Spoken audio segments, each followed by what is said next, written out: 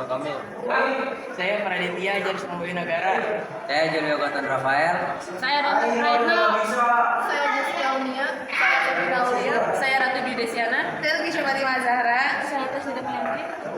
Dan di sini kami akan mempresentasikan tentang penginderaan jauh dan sistem informasi geografis. Penginderaan jauh adalah seni dan ilmu untuk mendapatkan informasi tentang objek, area, atau fenomena melalui analisa terhadap data yang diperoleh dengan menggunakan alat tanpa kontak langsung dengan objek, daerah, ataupun fenomena yang dikaji.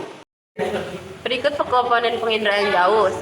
Sumber tenaga. Untuk memperoleh data mengenai objek di dalam atau permukaan bumi diperlukan tenaga. Tenaga ada 2, tenaga alami dan tenaga buatan. 2. Atmosfer. Lapisan atmosfer terdiri atas berbagai macam gas seperti oksigen, nitrogen, karbon dioksida, hidrogen, dan helium. Molekul gas tersebut mampu menyerap dan menghasilkan tenaga elektromagnetik yang dapat mencapai bumi. Namun, struktur tampak gelombang 0,4 per 0,7 mikro saja yang digunakan untuk menghindari jauh. 3. Wahana. Wahana itu adalah alat untuk mendapatkan informasi dan untuk merekam, macamnya berupa pesawat terbang, satelit, atau balon udara. Wahana tersebut akan menghasilkan citra yang berbeda tergantung ketinggian dan ketelitian wahana dalam merekam objek. Misalnya, satelit dapat menghasilkan citra satelit karena ketinggiannya dipasang 900 km dari permukaan bumi. 4. Sensor. Sensor adalah alat perekam untuk mengetahui karakteristik objek tanpa melakukan kontak langsung dengan objek tersebut. Alat perekam ini menerima informasi dalam bentuk sinar, gelombang, bunyi, dan daya elektromagnetik. Ada 2 macam sensor. Pertama, sensor fotografik yang digunakan adalah kamera. Kedua, sensor elektrik. Dalam perekaman objek menggunakan sensor elektrik, scanner dengan detektor pita magnetik. 5. Perolehan data dengan cara manual lalu interpretasi berupa visual. Ada cara numerik yang menggunakan pengolahan komputer. 6. Penggunaan data. Penggunaan data digunakan dalam berbagai bidang, misalnya kemiliteran, pemetaan sumber daya alam, meteorologi, dan geofisika, dan lainnya. 7. Objek. Objek bisa yang ada di permukaan bumi dan dalam bumi. Penginderaan jauh ini tentunya memiliki fungsi-fungsi dalam penggunaan seperti 1. Membantu memberikan gambaran dari semua objek yang ada di suatu wilayah, misalnya seperti kondisi permukaan bumi, gunung, sungai, laut, dan sebagainya. 2. Mengetahui kondisi dari suatu wilayah sehingga bisa diketahui medianya seperti apa. 3. Memberikan efisiensi dalam hal ini berarti bisa memangkas waktu, tenaga, dan biaya karena tidak perlu terjun langsung untuk memantau suatu wilayah. 4. Memaparkan perubahan kondisi dari suatu tempat atau wilayah.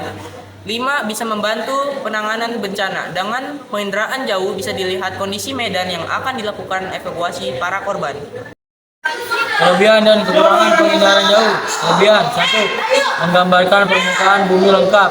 2. Mengetahui gejala cuaca dan iklim. 3. Menghemat waktu, tenaga, dan biaya. Kekurangan 1. Memerlukan keahlian khusus. 2. Data cita foto dan non foto sulit didapatkan. 3. Membutuhkan biaya mahal. Sistem informasi geografis atau SIG adalah sistem komputer yang digunakan untuk memasukkan, menyimpan, memeriksa, dan mengintegrasikan, memanipulasi, menganalisis, dan menampilkan data yang berhubungan dengan lokasi-lokasi di permukaan bumi. Komponen sistem informasi geografis. 1. Perangkat keras hardware. Perangkat keras ini berupa perlengkapan yang mendukung kerja SIG seperti CPU, monitor, printer, digitizer, scanner, plotter, CD-ROM, video, dan flash disk. Bagian yang berfungsi sebagai A. CPU Central Processing, perangkat utama komputer untuk pemrosesan semua instruksi dan program. B.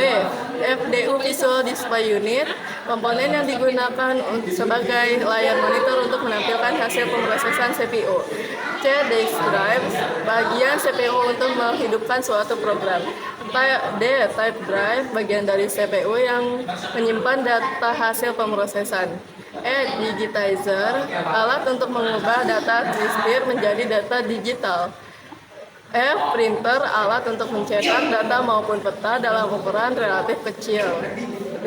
Terus yang ke G terakhir, plotter berfungsi seperti printer digunakan untuk mencetak peta, tetapi keluarannya lebih lebar.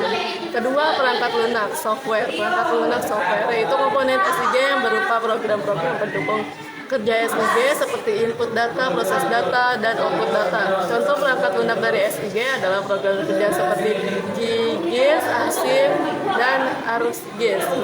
Yang ketiga ada manusia atau user brainware. Manusia sebagai pengguna brainware yaitu pelaksana yang bertanggung jawab dalam pengumpulan proses analisis dan publikasi data geografis. Komponen brainware yang mengolah data hasil lapangan untuk selanjutnya diproses atau digitasi menjadi sebuah peta yang dapat digunakan untuk keperluan tertentu sesuai dengan fungsinya. Fungsi sistem informasi geografis. SIG memiliki banyak sekali manfaat, diantaranya yaitu 1. SIG untuk inventarisasi sumber daya alam. Singkatnya, manfaat SIG untuk inventarisasi sumber daya alam adalah sebagai berikut. Untuk mengetahui persebaran berbagai SDA, misalnya minyak bumi, batu bara, emas, besi, dan barang tambang lainnya. Untuk mengetahui kawasan lahan potensial dan lahan kritis. 2. SIG untuk perencanaan pembangunan. Perencanaan pembangunan dengan memanfaatkan SIG dapat dilakukan melalui analisis peta-peta tematik. 3. Untuk perencanaan ruang SIG bermanfaat sekali untuk perencanaan suatu wilayah. Pendataan dan pengembangan pusat-pusat pertumbuhan dan pembangunan menggunakan SIG. 4. SIG untuk perencanaan transportasi. Dalam bidang transportasi, pemetaan SIG digunakan untuk inventarisasi jaringan transportasi publik kesesuaian rute alternatif. 5. SIG untuk mitigasi bencana. SIG dalam mitigasi bencana dapat digunakan untuk menentukan wilayah yang menjadi prioritas utama penanggulangan bencana. Analisis data sistem informatika geografis. Analisis SI dapat dilakukan dengan berbagai cara. Semua sesuatu dengan terlihat penggunaan data seperti analisis identifikasi, authenticating, predator. 1. Analisis kualifikasi. Analisis kualifikasi adalah suatu proses pengobatan data beruangan spesial semuanya dalam kualifikasi pada data guna lahan untuk pembukaan pertanian, perkebunan, atau pertanian berdasarkan analisis data. 2. Analisis overlay. Analisis overlay adalah proses untuk menganalisis dan mengintegrasi tumpang tindih dua atau lebih data kenangan yang berbeda. Yang ketiga ada analisis networking. Analisis ini bertitik tolak pada jaringan yang terdiri dari garis-garis dan titik-titik yang saling terhubung. Terus yang keempat ada analisis buffering. Analisis ini menghasilkan penyangga berbentuk lingkaran atau poligon yang meliputi suatu objek sebagai pusatnya. Dan yang terakhir, yang kelima, ada analisis 3 dimensi. Analisis ini digunakan untuk memudahkan pemahaman karena data divisualisasikan dalam bentuk 3 dimensi. Penerapannya bisa digunakan untuk menganalisis daerah yang rawan terkena bencana. Sekian dari kami.